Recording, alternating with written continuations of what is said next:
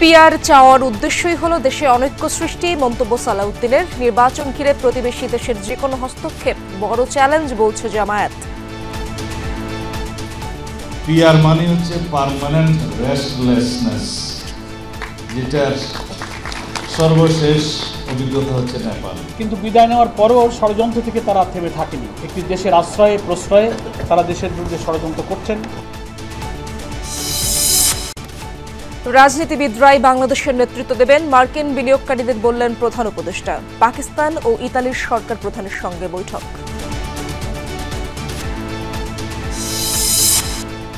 নিবন্ধন পেতে যাচ্ছে এনসিপি সহ আরও 7টি রাজনৈতিক দল। আজই প্রজ্ঞাপন জারি করতে পারে নির্বাচন কমিশন। চলছে চাকসুর প্রচার গণসংযোগ। কেন্দ্রীয় সংসদে 415 জনের চূড়ান্ত তালিকা প্রকাশ। রাজশাহী বিশ্ববিদ্যালয়ে পঞ্চম দিনের মতো শাটডাউনে শিক্ষকদের একাংশ। কুষ্টিয়ায় মানবতা বিরোধী অপরাধের অভিযোগে ইনুর বিচার শুরু। আশুলিয়ায় মরদেহ পোড়ানোর মামলায় চলছে সাক্ষ্য ও জেরা। নানা আড়ম্বরে দুর্গোৎসবের শেষ মুহূর্তের প্রস্তুতি। তুলির আঁচড়ের সাথে এগিয়ে চলছে মঞ্চ সজ্জার কাজ। সতর্ক আইন শৃঙ্খলা বাহিনী।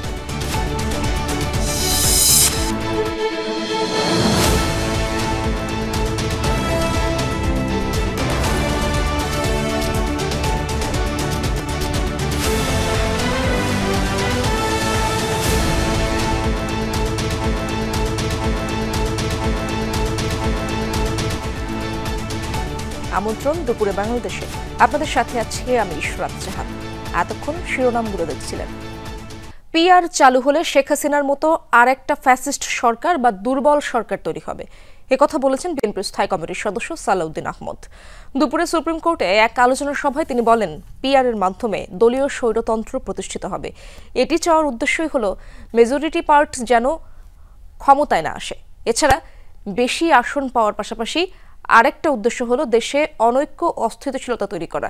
কি পদ্ধতিতে নির্বাচন হবে তা জানতে সংবিধান খুলে দেখার জন্য জামায়াতের প্রতি আহ্বানও জানান সালাউদ্দিন আহমদ। বলেন, সংবিধানে প্রত্যক্ষ ভোটের মাধ্যমে জনপ্রতিনিধি নির্বাচনের কথা বলা আছে। তিনি বলেন, জরিপেও উঠে এসেছে 56% মানুষ পিআর বোঝে না।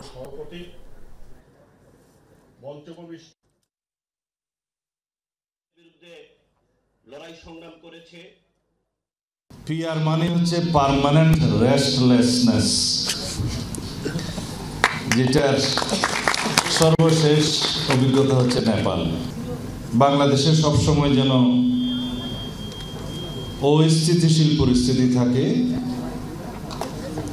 এবং সরকার ব্যবস্থায় স্থিতিশীলতা না আসে এবং কখনো বাই মেজরিটি কোনো পার্টি ইলেকশন না, সরকার গঠন না করতে পারে।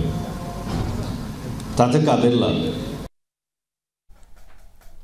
শিগগিরই দলীয় মনোনয়ন চূড়ান্ত করবে বিএনপি। কয়েক সপ্তাহের মধ্যে দেশে ফিরে শুধু বিএনপি নয়, গণতান্ত্রিক যাত্রায় নেতৃত্ব দেবেন তারেক রহমান, এমনটাই জানিয়েছেন বিএনপির স্থায়ী কমিটির সদস্য ডক্টর এজেডএম জাহিদ হোসেন। সকালে বিশ্ব ফার্মাসিস্ট দিবস উপলক্ষে ডি-ফ্যাবের সদস্যদের নিয়ে বিএনপির প্রতিষ্ঠাতা জিয়াউর রহমানের সমাধিতে পুষ্পস্তবক অর্পণ করেন ডক্টর জাহিদ। পরে সাংবাদিকদের প্রশ্নের জবাবে বলেন, 18 মাস আগে থেকেই নির্বাচনের প্রস্তুতি নিচ্ছে দল। এখন পর্যন্ত কাউকে মনোনয়নের বিষয়ে সবুজ বা লাল সংকেত দেয়া হয়নি, কারণ আসনের তুলনায় মনোনয়ন প্রত্যাশী কয়েক গুণ বেশি। স্থানীয় জেলার নেতৃবৃন্দের পরামর্শ, দলের জরিপ, সর্বোপরি জনতার জন্য যারা কাজ করেছেন তাদের মনোনয়ন চূড়ান্ত করা হবে। এ সময় নিউ ইয়র্কে এনসিপি নেতাদের উপর হামলাকে আওয়ামী লীগের প্রতিহিংসামূলক রাজনীতির বহিঃপ্রকাশ হিসেবে আখ্যা দেন তিনি। বলেন, মাঠে আসলে জনগণই হামলাকারীদের প্রতিহত করবে। জাতীয়তাবাদী দলের ভারপ্রাপ্ত চেয়ারম্যান শুধু বিএনপির নেতৃত্ব দিবেন না, গণতন্ত্র পুনরুদ্ধারের আন্দোলনের যারা সম্পৃক্ত ছিলেন সকল মানুষের নেতা জনাব তারেক রহমান। কয়েক সপ্তাহ বলেছিলাম, ইনশাল্লাহ কয়েক সপ্তাহের মধ্যে ইনশাল্লাহ তারেক রহমান এসে বিএনপির নির্বাচনী প্রক্রিয়া নয়, গণতন্ত্র পুনরুদ্ধারের শেষ লগ্ন সেটির নেতৃত্ব দিবেন। ফ্যাসিস্ট আওয়ামী লীগ পুনর্বাসনে জামায়াত ইসলামের ইন্ধন দেখা যাচ্ছে বলে মন্তব্য করেছেন বিএনপির সিনিয়র যুগ্ম মহাসচিব রুহুল কবির রিজভী আহমেদ। দুপুরে নয়াপল্টনে দলের কেন্দ্রীয় কার্যালয়ে ব্রিফিংয়ে তিনি এই মন্তব্য করেন। রিজভী আহমেদ উদ্বেগ প্রকাশ করে বলেন, ফ্যাসিস্ট আওয়ামী লীগ পুনর্বাসন হলে দেশে ভয়াবহ পরিণতি হবে। দেশ আবারও স্বৈরাচারের জাঁতা কলে পিষ্ট হবে। ভারতের সঙ্গে সম্পর্ক তৈরি নিয়ে জামায়াতের নায়েবে আমিরের বক্তব্যেরও সমালোচনা করেন রিজভী আহমেদ। বলেন, আওয়ামী লীগ পুনর্বাসনের আগ্রহ ও ভারতের সঙ্গে বন্ধুত্ব করতে চাওয়া জামায়াতের ভিন্ন কোনো উদ্দেশ্য থাকতে পারে। পতিত সরকার প্রধানের গণহত্যার যে নির্দেশনা সামনে আসছে তাতেও ভারতের মদত ছিল বলেও অভিযোগ করেন তিনি। সম্প্রতি ভোটের জরিপের প্রতিক্রিয়ায় বিএনপির এই নেতা বলেন, এ নিয়ে আপাতত কোনো ভাবনা নেই বিএনপির।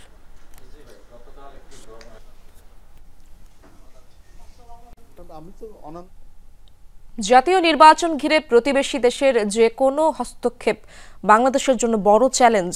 চীনের প্রতিনিধি দলকে কথা বলেছেন জামায়াতের আমির doctor Shafiqur Rahman.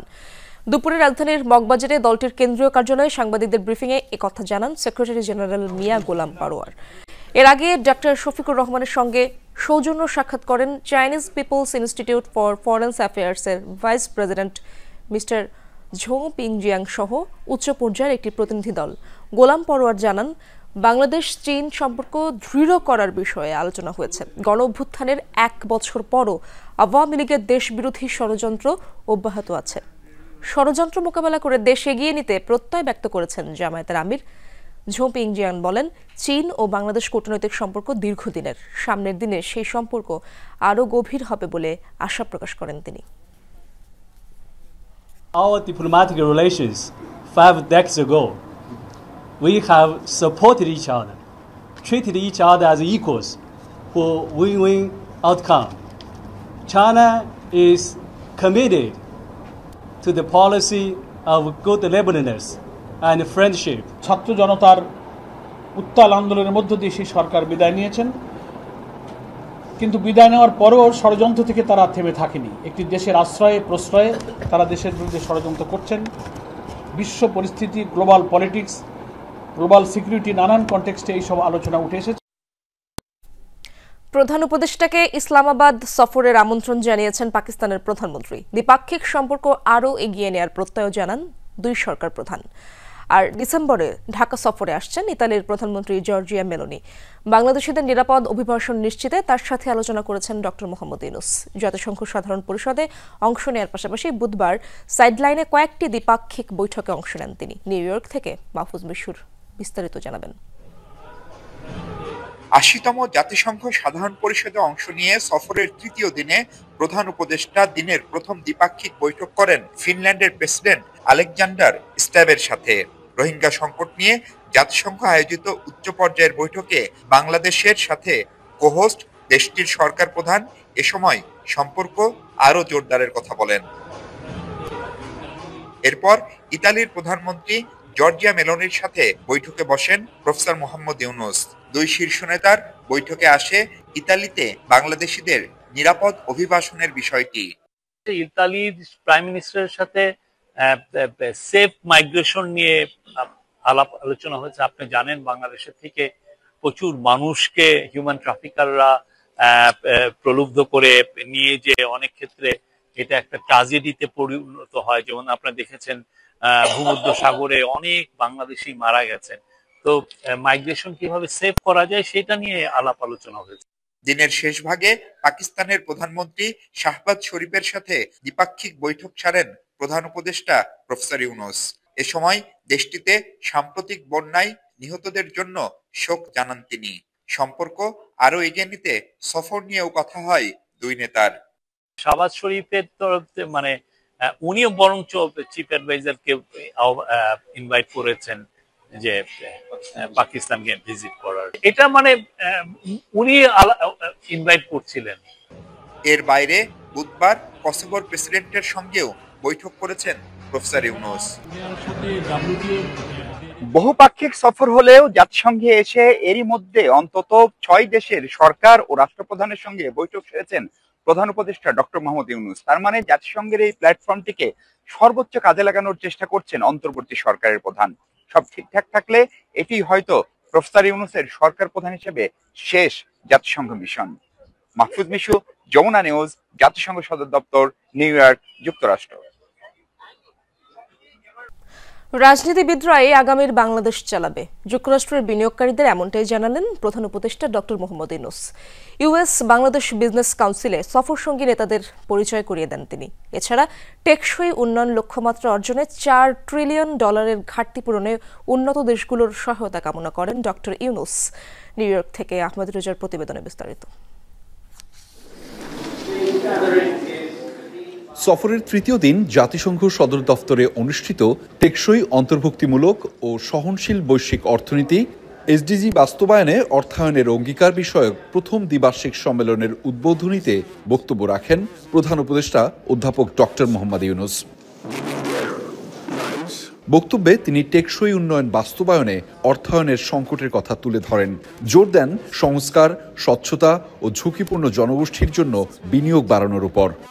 The debt crisis is a pressing systemic challenge. LDCs urgently need immediate liquidity support, broader debt relief and climate-linked state contingent debt instruments. Reforming the global debt framework has become an imperative of our time. This summit inspires hope, advance justice and chart a more equitable path for the world's most vulnerable. অধিবেশনের অংশ হিসেবে প্রাথমিক স্বাস্থ্যসেবা রূপান্তর বাংলাদেশের রূপরেখা শীর্ষক উচ্চ পর্যায়ের কর্ম অধিবেশনে অংশ নেন ডক্টর ইউনূস। এ সময় দেশের স্বাস্থ্যখাত নিয়ে এনসিপি নেতা তাসনিম জারা বক্তব্য রাখেন। All the pharmaceutical companies, I invite them and invite some of them to create new pharmaceutical companies as a social business companies, where you will be producing medicines which are disappeared from the market because it doesn't bring you money. There's 10 such diseases, you are more familiar than me, which have not been produced because it doesn't cover the cost. Although of course, it's much better in English languages, but in non-English languages, the access to information is very, very skewed, and nature doesn't like vacuums, so misinformation comes in, and so that's what we have tried to do, so break down. বুধবার advancing reform, resilience and growth শীর্ষক U S Bangla executive business round টেবিলে যুক্তরাষ্ট্রের শীর্ষ ব্যবসায়ীদের সঙ্গে সফরসঙ্গী রাজনীতিবিদদের পরিচয় করিয়ে দেন প্রধান উপদেষ্টা। জানান, ফেব্রুয়ারিতেই নির্বাচিত সরকারের কাছে ক্ষমতা হস্তান্তরের প্রস্তুতি নিচ্ছে সরকার। উনি এখানে আসছেন, উনি এশিয়ার সম্পর্কে তার যে ইন্টারেস্ট এবং সাউথ এশিয়া এবং সেন্ট্রাল এশিয়া বা সাউথ এশিয়া নিয়ে যে সমস্ত ইস্যুগুলো আছে সেগুলো নিয়ে আলাপ হয়েছে। প্রত্যেকটা মিটিংয়ের একটা কমন থিম ছিল যে এই গভর্নমেন্টের যে ডেমোক্রেটিক ট্রানজিশনের যে জন্য যে কাজগুলো করছে, ইলেকশন হোল্ড করা ফেব্রুয়ারির প্রথম ফার্স্ট 15 ডেজের মধ্যে, এটা নিয়ে একটা বড় কথা হয়েছে। এর বাইরে এশিয়া সোসাইটির সংলাপেও কথা বলেন ডক্টর ইউনূস। বিশ্বজুড়ে টেকসই উন্নয়ন লক্ষ্যমাত্রা নিশ্চিতে প্রতি বছর $4 ট্রিলিয়ন মতো ঘাটতি থেকে যায় পুরো বিশ্বে। ফলে বাংলাদেশের মতো তৃতীয় সারির দেশগুলোর উপর এর প্রভাব পড়ে প্রকটভাবে। বিষয়টি থেকে উত্তরণের জন্য নজর দিতে বলেছেন প্রফেসর ডক্টর ইউনূস। একই সাথে বলতে চেয়েছেন, বিশ্ব নেতারা একত্রিত না হলে এই সংকট থেকে উত্তরণটা অনেকটা কঠিনই হয়ে যাবে। Ahmed Reza, Jamuna news, New York, যুক্তরাষ্ট্র। নিউ ইয়র্কে প্রধান উপদেষ্টা ডক্টর ইউনূস বিরোধী বিক্ষোভ ঘিরে সমালোচনা, নিন্দা আর ক্ষোভ বিক্ষোভ চলছে দেশের রাজনীতিতে। প্রধান উপদেষ্টার সফরসঙ্গী বিএনপি ও এনসিপি নেতাদের হেনস্থার ঘটনায় সবাই জানাচ্ছেন জোরালো প্রতিক্রিয়া। বিদেশের মাটিতে ডিম নিক্ষেপ ও অশ্রাব্য ভাষায় আক্রমণ দেশের জন্য লজ্জাজনক বলে মনে করেন রাজনীতিকরা। বিশ্লেষকদের অভিমত, আওয়ামী লীগের প্রতিবাদের পদ্ধতি সঠিক নয়।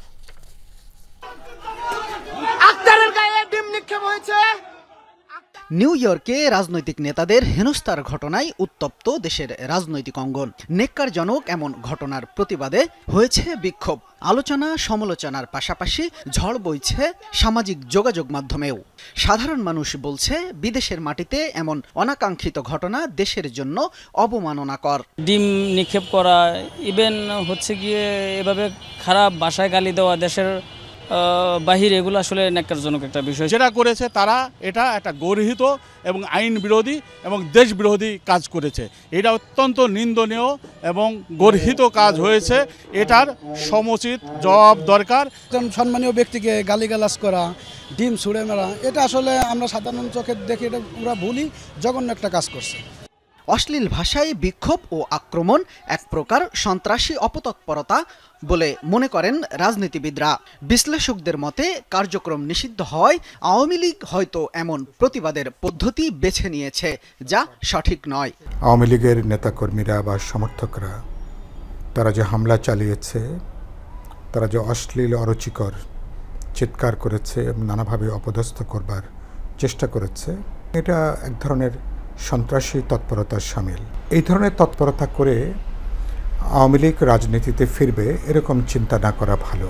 আওয়ামী লীগকে নিষিদ্ধ করা হয়েছে এবং সেভাবে প্রতিরোধ বাংলাদেশে করতে পারে না আইনগতভাবে, সেক্ষেত্রে তারা হয়তো এই স্পেসটা নিয়েছে, কিন্তু এটা ঠিক হয়নি, ভাবে এটা সঠিকভাবে হয়নি। এবং এটা তো এর ফলে তো তারা যেখানে আওয়ামী লীগ সহানুভূতি পাওয়ার জায়গায় তো নাগরিকরা তার রাষ্ট্রের প্রতিনিধিকে যদি অপমানিত করেন, এটা তো নেগেটিভলি দেখে মানুষ। জুলাই অভ্যুত্থানের বছর পেরুলেও অপরাধের দায় স্বীকার বা আত্মসমালোচনা করেনি আওয়ামী লীগ, বলছেন রাজনৈতিক নেতারা। আর দলটির বিষয়ে আন্দোলনের শক্তিগুলোর ভূমিকা নিয়েও প্রশ্ন তুলেছেন বিশ্লেষকরা। আওয়ামী লীগকে নিয়ে যেভাবে তারা বক্তব্যটা দিচ্ছেন, কার্যক্রমে তাই সেভাবে আমি দেখতে পাচ্ছি না। তো এর একটা প্রভাব, যেটা মনে করেছিলাম যে ঐক্য তৈরি হবে, ঐক্য তৈরি না হওয়ার সম্ভাবনা কম। এখনও এই ক্ষেত্রে ঐক্য তৈরি হবে বলে আমি মনে করি না। তবে এক ধরনের বোধ জাগতে পারে সাধারণ মানুষের মধ্যে, রাজনীতিবিদদের মধ্যে বোধ তেমন তৈরি হয় না। গণজাগরণ গণঅভ্যুত্থানের সময় তাদের যে অপরাধ, হত্যাকাণ্ড, অনেকগুলো নারকীয় যে ঘটনা সংঘটিত হয়েছে, 14 মাস পরও এখনও তাদের কোনো আত্মসমালোচনা নেই, আত্মোপলব্ধি নেই, কোনো দায় স্বীকারের কোনো বিষয় নেই, ক্ষমা প্রার্থনা নেই। নিউ ইয়র্কের ঘটনাকে খুব নিম্ন পর্যায়ের রাজনৈতিক রুচি ও সংস্কৃতির বহিঃপ্রকাশ বলে মনে করেন রাজনীতিবিদ ও বিশ্লেষকরা। শামীম রেজা, যমুনা নিউজ, ঢাকা। ত্রয়োদশ জাতীয় সংসদ নির্বাচন সামনে রেখে নির্বাচন কমিশনে নতুন 7টি রাজনৈতিক দল নিবন্ধন পেতে যাচ্ছে। আজ এই সংক্রান্ত প্রজ্ঞাপন জারি করতে পারে ইসি।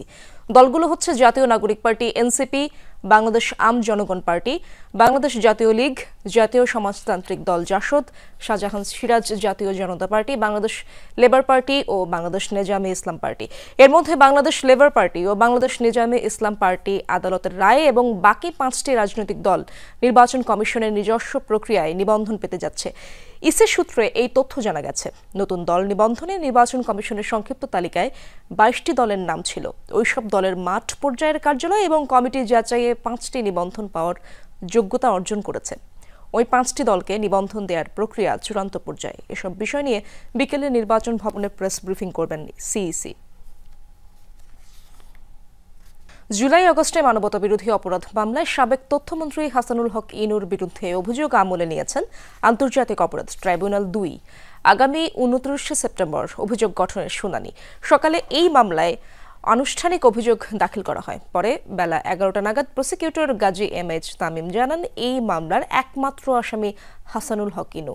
গোটা বাংলাদেশ ঘটনাস্থল ধরে তার বিরুদ্ধে জুলাই আগস্টে গণহত্যার সুপিরিয়র কমান্ড রেসপন্সিবিলিটির দায় আনা হয়েছে। তামিম জানান, তখন মিরর নামে একটি গণমাধ্যমে সাক্ষাৎকার দিয়েছিলেন ইনু। সাক্ষাৎকারটি ভারতের মুম্বাই থেকে প্রচার করা হয়। সেখানে আন্দোলনকারীদের সন্ত্রাসী ও জঙ্গি আখ্যা দিয়ে দমন-পীড়ন চালানোর উস্কানি দেন তিনি।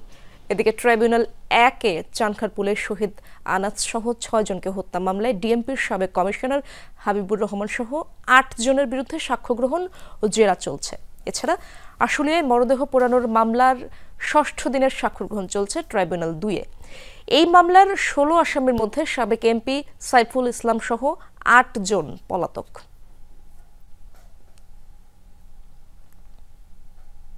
জনাব হাসানুল হক ইনু মুম্বাইয়ে দি মিরর নামে একটা সংবাদে তিনি যে সাক্ষাৎকার দিয়েছেন সেটিও এই ট্রাইব্যুনালের বিচার্য মর্মে প্রসিকিউশন ফরমাল চার্জে উল্লেখ করেছে। শেখ হাসিনার সাথে এবং তৎকালীন সরকারের প্রভাবশালী ব্যক্তিদের সাথে তিনি ফ্যাসিলিটেট করে এই বাংলাদেশের টোটাল 1400 মানুষকে হত্যা এবং 25,000 মানুষকে আহত করার অভিযোগই তার বিরুদ্ধে আনা হয়েছে। তার বিরুদ্ধে সুপিরিয়র কমান্ড রেসপন্সিবিলিটির দায় প্রসিকিউশন এনেছে ট্রাইব্যুনাল। বরিশাল জেলা ও দায়রা জজ আদালত পরিদর্শন করেছেন প্রধান বিচারপতি ডক্টর সৈয়দ রিফাত আহমেদ। তার সাথে অংশ নেয় ইউএনডিপির 7 সদস্যের প্রতিনিধি দল। তিনি আদালতের ন্যায়কুঞ্জ, লিগ্যাল এইড সহ অন্যান্য কার্যক্রম ঘুরে দেখেন। আদালতের সার্বিক কার্যক্রম দেখে সন্তোষ প্রকাশ করেন প্রধান বিচারপতি। দেশের বিভাগীয় শহরগুলোতে জুডিশিয়াল ইন্ডিপেন্ডেন্সি অ্যান্ড এফিসিয়েন্সি শীর্ষক সেমিনার আয়োজন করেছে ইউএনডিপি। এরই ধারাবাহিকতায় নগরীর একটি হোটেলে সেমিনারেও অংশ নেন প্রধান বিচারপতি রেফাত আহমেদ। এতে বরিশাল বিভাগের জেলা ও দায়রা জজ সহ অন্যান্য বিচারক আইনজীবীরা উপস্থিত ছিলেন। চট্টগ্রাম বিশ্ববিদ্যালয় কেন্দ্রীয় ছাত্র সংসদ চাকসুর আনুষ্ঠানিক প্রচার শুরু হলো আজ।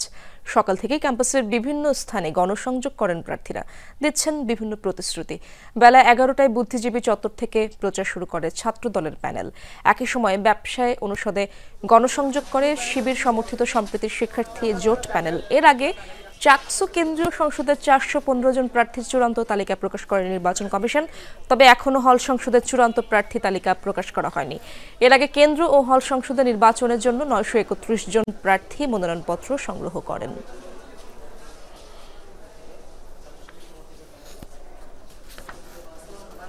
দর্শক, যেমনটা জানাচ্ছিলাম, আনুষ্ঠানিক প্রচারণা শুরু হয়েছে চট্টগ্রাম বিশ্ববিদ্যালয় চাকসু নির্বাচন ঘিরে। সেই খবরগুলোই আবারও জানার চেষ্টা করব সহকর্মী শহীদুল সুমনের কাছ থেকে।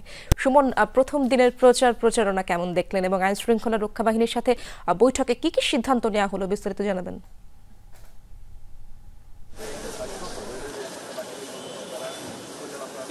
বৈঠকটি কিছুক্ষণ আগেই শেষ হয়েছে এবং সেখান থেকে যে সিদ্ধান্তগুলো এসেছে সেটি হচ্ছে যে আইনশৃঙ্খলা বাহিনীর যেসব এজেন্সি বা সংস্থা রয়েছে তারা চাকসু নির্বাচনকে ঘিরে বিশ্ববিদ্যালয় প্রশাসনকে সর্বাত্মক সহযোগিতা করবে। এছাড়া যে বহিরাগত চাকসু নির্বাচনকে কেন্দ্র করে যাতে বিশ্ববিদ্যালয়ে বহিরাগতদের চলাচল রোধ করা যায়, সেক্ষেত্রে কিন্তু 13 থেকে 18 তারিখ পর্যন্ত বিশ্ববিদ্যালয়ে অভিযান চালানো হবে। কোনো বহিরাগত পাওয়া গেলে তাদেরকে বের করে দেওয়া হবে কিংবা সন্দেহজনক হলে তাদের বিরুদ্ধে আইনগত ব্যবস্থা গ্রহণ করা হবে এবং শিক্ষার্থীরা যারা প্রার্থীরা রয়েছেন তারা যাতে নির্বিঘ্নে তারা প্রচারণা চালাতে পারেন বিশ্ববিদ্যালয় এবং তার আশেপাশে এবং শাটল ট্রেনে, সেই ব্যবস্থার জন্য আইন শৃঙ্খলা বাহিনীকে পরামর্শ দেওয়া হয়েছে এবং সার্বিক নিরাপত্তা দেওয়ার ব্যাপারে বিশ্ববিদ্যালয় প্রশাসন আইন শৃঙ্খলা বাহিনীর সাথে কথা বলেছে। এবং আমরা দেখছি সকাল থেকেই কিন্তু যেসব প্যানেল নির্বাচনে অংশগ্রহণ করছে, শিবির, ছাত্রদল সমর্থিত সহ অন্যান্য ছোট বড় যেসব প্যানেল রয়েছে সবগুলোই কিন্তু আসলে প্রথম দিনে যে প্রচারণা তারা সেটি সকাল থেকেই শুরু করেছেন। যেহেতু আজকে শেষ কর্মদিবস বিশ্ববিদ্যালয়, অর্থাৎ আগামীকাল থেকে যে দুর্গাপূজার ছুটি সেটি আসলে শুরু হয়ে যাবে এবং আগামী 7 অক্টোবর পর্যন্ত আসলে সেটি চলবে। অর্থাৎ শিক্ষার্থীরা শেষ দিনের মতো আজকে আসলে প্রচারণা করছেন এবং আগামীকাল থেকে যারা ক্যাম্পাসে থাকবেন সেই দিকটিও বিবেচনা করে যারা প্যানেল দিয়েছেন তারা বলছেন যে হলগুলোতে এবং বিশ্ববিদ্যালয়ের আশেপাশে যেসব কটেজগুলো রয়েছে সেখানে তারা প্রচারণা চালাবেন। এবং আমরা দেখছি এই যে সকাল থেকে সৌহার্দ্যপূর্ণ পরিবেশেই কিন্তু বিভিন্ন প্যানেল তারা কিন্তু নির্বাচনী প্রচারণা চালাচ্ছেন এবং যারা ক্যাম্পাসে রয়েছেন যদিও বা খুব কম সংখ্যক শিক্ষার্থী পরীক্ষার কারণে তারা রয়েছেন এবং তারা বলছেন যে একটি নির্বাচনী হাওয়া বইছে এবং তারাও অংশগ্রহণমূলক একটি নির্বাচনে ভোট দেওয়ার জন্য তারা অপেক্ষা করছেন এবং 15 অক্টোবর যেহেতু ভোট গ্রহণের দিন ধার্য করা হয়েছে এবং সেই দিকেই আসলে নির্বাচন কমিশন এবং বিশ্ববিদ্যালয় প্রশাসন এগিয়ে যাচ্ছে এবং সার্বিক যে নিরাপত্তা সহ অন্যান্য বিষয়গুলো সেটি আসলে সম্পাদন করার চেষ্টা করছে বিশ্ববিদ্যালয় কর্তৃপক্ষ। সুমন, অনেক ধন্যবাদ আপনাকে। রাজশাহী বিশ্ববিদ্যালয়ে আজ থেকে কাজে যোগ দিয়েছেন কর্মকর্তা কর্মচারীরা। তবে আন্দোলনরত শিক্ষকদের একাংশ চালিয়ে যাচ্ছেন তাদের শাটডাউন কর্মসূচি। রবি অফিসার্স সমিতির ভারপ্রাপ্ত সভাপতি মোক্তার হোসেন জানান, বুধবার প্রশাসনের আশ্বাসে 7 কার্যদিবস সময় দিয়ে কর্মসূচি স্থগিতের ঘোষণা দেওয়া হয়। এ সময়ের মধ্যে দাবি না মানা হলে কঠোর কর্মসূচির হুঁশিয়ারিও দেন আন্দোলনরতরা। এদিকে শিক্ষকদের একাংশের শাটডাউন কর্মসূচি অব্যাহত থাকায় বিশ্ববিদ্যালয়ের অধিকাংশ বিভাগের ক্লাস পরীক্ষা বন্ধ। বেশিরভাগ শিক্ষার্থী হল ছেড়ে যাওয়ায় স্থবির ক্যাম্পাস। আন্দোলনরত শিক্ষকরা বলছেন, লাঞ্ছিতের ঘটনায় জড়িতদের ছাত্রত্ব বাতিল করে দৃষ্টান্তমূলক শাস্তি না দেয়া পর্যন্ত তাদের কর্মসূচি চলবে।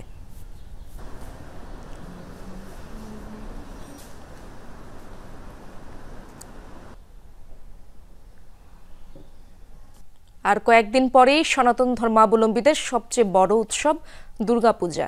সারা দেশে চলছে ব্যাপক প্রস্তুতি। প্রতিমা তৈরিতে ব্যস্ত কারিগররা। মণ্ডপ সাজসজ্জার কাজও চলছে দ্রুত গতিতে। পূজায় যে কোনো অনাকাঙ্ক্ষিত পরিস্থিতি এড়াতে তৎপর আইনশৃঙ্খলা বাহিনী। 28 সেপ্টেম্বর মহাষষ্ঠীতে দেবী বোধনের মধ্য দিয়ে শুরু হবে শারদীয় দুর্গোৎসবের মূল আনুষ্ঠানিকতা। মণ্ডপে মণ্ডপে দেবীবরণের প্রস্তুতি চলছে জোর কদমে। ঠাকুরগাঁওয়ে এবার 475টি মণ্ডপে আয়োজন করা হয়েছে দুর্গাপূজার। ব্যস্ততার শেষ নেই কারিগরদের। প্রতিদিন গভীর রাত পর্যন্ত কাজ করছেন তারা। জানান, গেলবারের চেয়ে এবার প্রতিমার সংখ্যা বেশি। ভক্তি ভরে তুলির আঁচড়ে ফুটিয়ে তুলছেন দশভুজা দেবীর মনোমুগ্ধকর রূপ। গত 3 বছর থেকে আমরা প্রাইমারিতে কাজ করতেছি। কাজগুলো আমরা খুব ভালো করব, খুব চেষ্টা করতেছি। গতবারও আসছিলাম, দেখছি অনেক ভালো লাগছে, তাই এবারও আসলাম, দেখি এখন যে যাচ্ছিলাম তো দেখে যাই কেমন হচ্ছে। শারদীয় উৎসব নির্বিঘ্নে উদযাপন করতে কয়েক স্তরের নিরাপত্তার ছক সাজিয়েছে প্রশাসন। সব দিক মাথায় রেখেই কাজ করছে আইন প্রয়োগকারী সংস্থাগুলো। প্রত্যেকটি পূজা মণ্ডপে আনসার সদস্য মোতায়েন থাকবে। ইম্পর্টেন্ট কিছু পূজা মণ্ডপে আমরা পুলিশ সদস্য মোতায়েন করব। টহল কার্যক্রম থাকবে, যেটাকে বলে মোবাইল পার্টি। বাংলাদেশ সেনাবাহিনী ঠাকুরগাঁয়ে যারা নিয়োজিত আছে তাদের মোবাইল পার্টি থাকবে। ব্রাহ্মণবাড়িয়ার 9 উপজেলায় এবছর 577টি মণ্ডপে দুর্গাপূজা পালিত হবে। এরই মধ্যে 90 ভাগের বেশি কাজ শেষ হয়েছে। শেষ ধাপে রঙের পর প্রতিমা পৌঁছে দেওয়া হবে মণ্ডপগুলোতে। সাজগুজের কাজ চলছে, রঙের কাজ প্রায় আমার শেষ। এখন সাজ দিয়ে আমরা পার্টির কাছে আমরা বুঝে দিতেছি। আইন শৃঙ্খলা বাহিনীও তারাও আমাদেরকে অনেক সাহায্য সহযোগিতা করে। মায়ের পূজাটা আসলে সবার মনে আলাদা একটা খুশি আসে। অশুভ শক্তি বিনাশ করে মর্তে শান্তি আনবেন দুর্গতি নাশিনী, এই আশা ভক্ত অনুসারীদের। সাইফ আহমেদ, যমুনা নিউজ।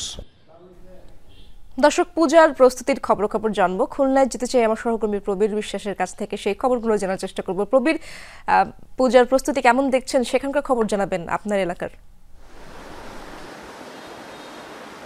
সাড়ম্বরে পূজার আয়োজন অনুষ্ঠিত হচ্ছে ইশরাত জয়দেব বলে। আপনি জানেন যে গত 21 তারিখ অমাবস্যা মহালয়ের পরদিন থেকে যে দেবী পক্ষের শুরু হয়েছে, শাস্ত্রমতে দেবী কৈলাস থেকে মর্তে রওনা হয়েছেন এবং সপ্তমী তিথিতে তিনি কৈলাসে পা দিবেন। তার আগে থেকেই পঞ্চমীর অধিবাসের মধ্য দিয়ে ষষ্ঠী থেকে পূজার মূল আনুষ্ঠানিকতা শুরু হবে এবং সব মন্দিরে প্রতিমা তৈরির কাজ প্রায় সম্পন্ন। একই সঙ্গে যে সমস্ত আলোকসজ্জা সহ প্যান্ডেলের যে সমস্ত কাজ হচ্ছে সেগুলো সময় মতো এগিয়ে যাচ্ছে এবং আমরা বিভিন্ন মন্দির ঘুরে দেখেছি যে সাড়ম্বরে পূজার আয়োজন করার জন্য সমস্ত ধরনের প্রস্তুতি গ্রহণ করেছে ভক্তিকুল। আমরা একটু কথা বলবো এই মন্দিরের যিনি প্রধান পুরোহিত, তিনি হচ্ছেন শম্ভুনাথ চক্রবর্তী। একটু জানতে চাইবো এবার দেবী কিসে গমনাগমন করবেন এবং এটি ভক্তগুলো কতটা শুভকর এবং অশুভতা রয়েছে। নমস্কার। এবার মা গজে আগমন করবেন এবং দোলায় গমন করবেন। গজে আগমন করলে গজে জলদা দেবী শস্যপূর্ণ বসুন্ধরা, গজে আগমন করলে সমগ্র পৃথিবীতে জল বৃদ্ধি হয় এবং শস্যে পরিপূর্ণ হয় পৃথিবীতে। আর দোলায় গমন করবেন, দোলায়ং মড়কং ভবেৎ। দোলায় যদি মায়ের আগমন বা গমন হয় তাহলে পৃথিবীতে মড়ক চলতে থাকে, যা আমরা দেখতে পাচ্ছি সমগ্র পৃথিবীতে। যে ধর্মে মানুষে হানাহানি, বহু মানুষের প্রাণহানি হচ্ছে। এই মায়ের আগমন এবং গমনের পরিপ্রেক্ষিতে পৃথিবীতে শান্তি বিরাজ করে, এটাই বোঝা যায়। অনেক ধন্যবাদ আপনাকে। আমরা শুনছিলাম ইশরাত এবং আপনাকে বলি এবছর খুলনায় 986টা পূজা মণ্ডপে সাড়ম্বরে পূজা অনুষ্ঠিত হবে। এর ভিতর খুলনা মহানগরের যে 8টি থানা রয়েছে সেখানে 120টি এবং যে 9টি উপজেলায় রয়েছে সেখানে আরও 856টি মন্দিরে পূজা অনুষ্ঠিত হবে। ভক্তকুল মনে পড়ে দেবীর আরাধনার মধ্য দিয়ে শান্তি প্রতিষ্ঠিত হবে এবং দেবীর কাছে তারা আশীর্বাদ চাইবেন, সেজন্য তারা অপেক্ষা করছে। ইশরাত, অনেক ধন্যবাদ আপনাকে প্রবীর। ফরিদপুরের ভাঙ্গায় সংসদীয় আসনের সীমানা পুনর্বিন্যাসের প্রতিবাদ এবং আন্দোলনকারীদের নামে মামলা প্রত্যাহারের দাবিতে 2টি স্থানে মানববন্ধন করেছেন স্থানীয়রা। সকালে ভাঙ্গা সরকারি KM কলেজ ও হরিরহাট বাজারে এই কর্মসূচি পালিত হয়। এই সময় বক্তারা অভিযোগ করেন আন্দোলনকারীদের বিরুদ্ধে 4টি মিথ্যা মামলা দেওয়া হয়েছে, হয়রানি করছে পুলিশ। অবিলম্বে গ্রেফতারকৃতদের নিঃশর্তে মুক্তির দাবি জানান তারা। আলগি ও হামিরদি ইউনিয়নকে পুনরায় ফরিদপুর 4 আসনে অন্তর্ভুক্ত না করা পর্যন্ত আন্দোলন চালিয়ে যাওয়ারও ঘোষণা দেন তারা। আসনের সীমানা পুনর্বিন্যাসের প্রতিবাদে বেশ কিছুদিন ধরেই আন্দোলন করে আসছে স্থানীয়রা। আন্দোলন ঘিরে সম্প্রতি সহিংসতা হয়, ভাঙচুর করা হয় থানা, নির্বাচন অফিস সহ বিভিন্ন স্থাপনা। রাজধানীর দারুসালাম থানাধীন দীপনগর এলাকায় শাহিন নামের এক যুবককে কুপিয়ে ও পিটিয়ে হত্যা করেছে কিশোর গ্যাংয়ের সদস্যরা। এই ঘটনায় দীপু গ্রুপের 3 জনকে গ্রেপ্তার করা হয়েছে। মঙ্গলবার রাতে শাহিন সহ 3 জনকে পিটিয়ে ও কুপিয়ে নদীতে ফেলে দেয় কিশোর গ্যাংয়ের সদস্যরা। বৃহস্পতিবার সকালে শাহিনের মরদেহ ভেসে ওঠে বুড়িগঙ্গা নদীতে। মোশাররফ নামের একজনকে জীবিত উদ্ধার করা হয়েছে। তিনি জানান, রাতে দীপনগর এলাকা দিয়ে যাচ্ছিল তারা 3 জন। এ সময় দীপু গ্রুপের সদস্যরা তাদের এলোপাতাড়ি কুপিয়ে নদীতে ফেলে দেয়। পরিবারের সদস্যরা বলছেন, দীপুর সাথে শাহিনের পূর্বের দ্বন্দ্ব ছিল। তাছাড়া দীপনগর এলাকায় ত্রাসের রাজত্ব কায়েম করেছে দীপু। তিনি অবৈধ ব্যবসার নিয়ন্ত্রণ নিতে কিশোর গ্যাং লালন পালন করেন। তর্ক বিতর্ক হয়েছে, একটা পর্যায়ে লেবার রাইসা হত্যাকাণ্ডের একটা মাইকদের করা হয়েছে। মারছে হইলো গাবতুলি কিশোরগঞ্জের লিডার দীপু। যেটা পানিতে পড়ছে ওটা পানিতে পড়ে কইতেছে আমরা বাঁচাও, তো পরে ওরা যারা মারছে ওরা বলতেছে যে ওরা আরো মার। ডাকাতের উপদ্রব অস্বাভাবিক হারে বেড়েছে কক্সবাজারের ডুলাহাজরায়। প্রতি রাতে আতঙ্কে থাকেন চকরিয়ার মানুষ। এমনকি চট্টগ্রাম কক্সবাজার মহাসড়কেও হানা দিচ্ছে ডাকাত দল। 7 দিন আগে তাদের হাতে প্রাণ গেছে একজনের। পুলিশি টহল বৃদ্ধি, চেকপোস্ট স্থাপন করলেও পরিস্থিতির উন্নতি নেই। ঘরবাড়ি, মাছের ঘের, গরুর গোয়াল ঘর, প্রতি রাতে কোথাও না কোথাও হানা দিচ্ছে ডাকাতরা। চট্টগ্রাম কক্সবাজার মহাসড়কে চলাচল করা ইজি বাইক, সিএনজি অটোরিকশা বা মোটরসাইকেলও রেহাই পাচ্ছে না। বিশেষ করে চকরিয়ার ডুলাহাজরার মেধা কচ্ছপিয়া থেকে ফাঁসিয়াখালী পর্যন্ত প্রায় 8 কিলোমিটার এলাকায় বেশি ডাকাতি হচ্ছে বলে অভিযোগ স্থানীয়দের। সর্বশেষ গেল বৃহস্পতিবার রাতে মহাসড়কে ডাকাতদের হাতে প্রাণ গেছে এক মোটরসাইকেল আরোহীর। হাইজ্যাক করে নিয়ে আসে, পাহাড়ে ঢুকাইয়া আটকাইয়া নিয়ে যায়, এই অবস্থা। চুরি ধরে ড্রাইভারকে নামাই দিয়ে গাড়িটা নিয়ে চলে যায়। আগে শুনছিলাম যে একটু রাত গভীর হলে হয় বা দীর্ঘ রাতে হয়, এখন তো দেখতেছি যে এটা আরো সকাল সকাল চলে আসছে, যেমন মাগরিবের নামাজের পরে।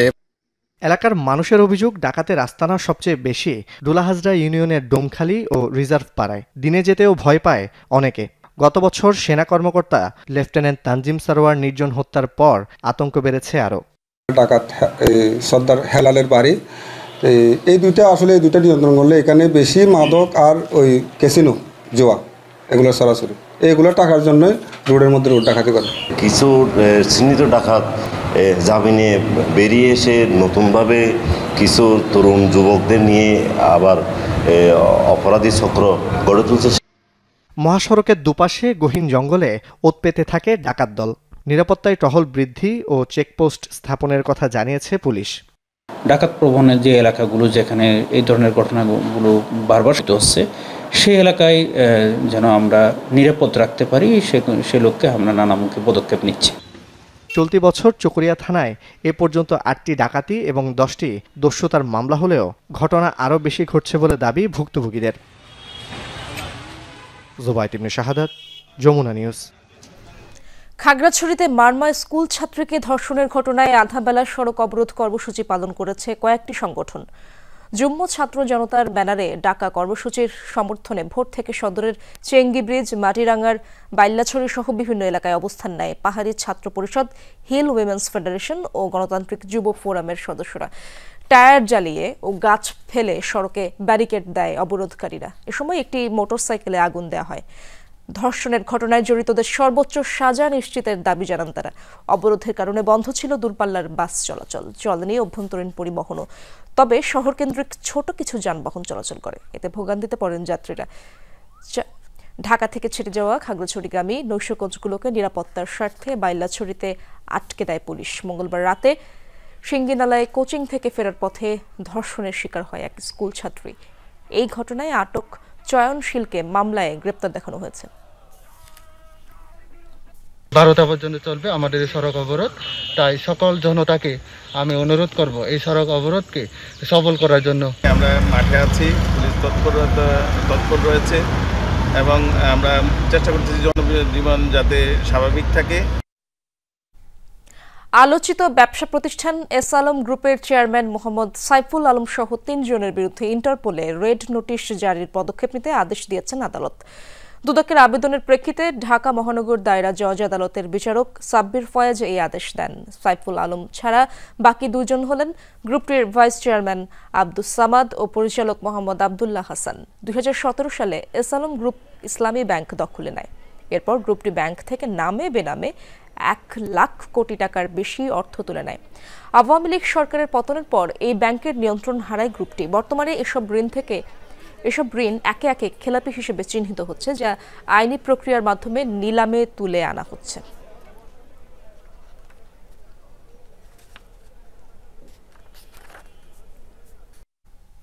বর্তমান সরকারের মেয়াদকালে সারের দাম বাড়ানো হবে না বলে জানিয়েছেন কৃষি উপদেষ্টা অবসরপ্রাপ্ত লেফটেন্যান্ট জেনারেল জাহাঙ্গীর আলম চৌধুরী। কৃষি মন্ত্রণালয়ের 1 বছরের সাফল্য অর্জন ও অগ্রগতি নিয়ে সচিবালয়ে ব্রিফিংয়ে তিনি একথা জানান।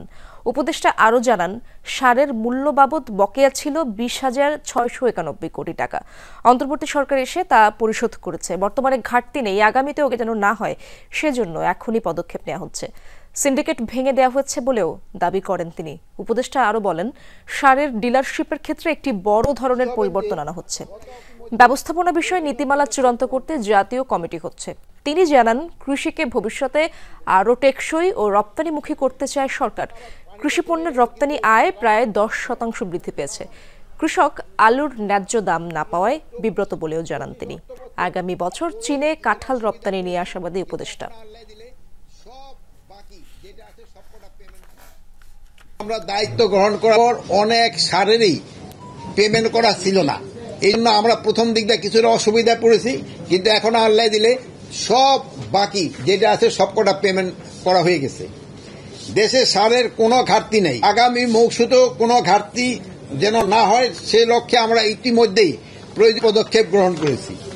সার আমদানিতে সকল সিন্ডিকেট ভেঙে দেওয়া হয়েছে। বৈশ্বিক মূল্যের সাথে সামঞ্জস্য এখন সার আমদানি করা হবে। সিলেটে বাংলাদেশ মেরিন একাডেমিতে জাঁকজমকপূর্ণ পরিবেশে পালিত হয়েছে বিশ্ব নৌ দিবস। অনুষ্ঠানের শুরুতে একাডেমির ক্যাডেট ও কর্মকর্তা কর্মচারীদের অংশগ্রহণে এক বর্ণাঢ্য র্যালি বের হয়। একাডেমি থেকে শুরু করে বিভিন্ন সড়ক প্রদক্ষিণ করে পুনরায় একই স্থানে গিয়ে র্যালিটি শেষ হয়। পরে আলোচনা সভায় দিনটির গুরুত্ব তুলে ধরা হয় সকল ক্যাডেট ও কর্মকর্তাদের মাঝে। এবছর নৌ দিবসের প্রতিপাদ্য আমাদের মহাসাগর, আমাদের দায়িত্ব, আমাদের সুযোগ। অনুষ্ঠানে সভাপতিত্ব করেন সিলেট মেরিন একাডেমির commandant marine engineer Humayun Kabir. জাতিসংঘ সাধারণ পরিষদ অধিবেশনের মূল পর্বের দ্বিতীয় দিনেও যুদ্ধ বন্ধের আহ্বান ছিল বিশ্ব নেতাদের কণ্ঠে। ইসরায়েল বিরোধী অভিযোগ উঠে আসে ইরান ও সিরিয়ার প্রেসিডেন্টের মুখে। স্বাধীন ফিলিস্তিনের পক্ষে জোরালো অবস্থান নেন ইতালির প্রধানমন্ত্রী। জাতিসংঘে দেয়া ভাষণেও অস্ত্র সহায়তার জন্য ধর্ণা দিলেন ইউক্রেনের প্রেসিডেন্ট।